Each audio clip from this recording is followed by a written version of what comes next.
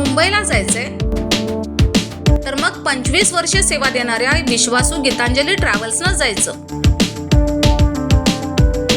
प्रवास आनंदाचा विश्वास गीतांजलीचा। 25 वर्ष डेली सर्व्हिस, प्रवाशांचं सुख, सुखाचा प्रवास फक्त गीतांजली ट्रॅव्हल्सचाच।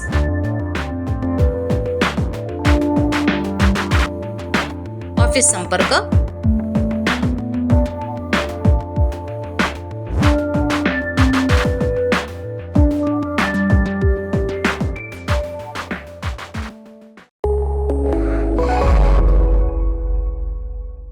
नमस्कार, मी अरुण आणि आपण पाहत आहात 7 स्टार न्यूज।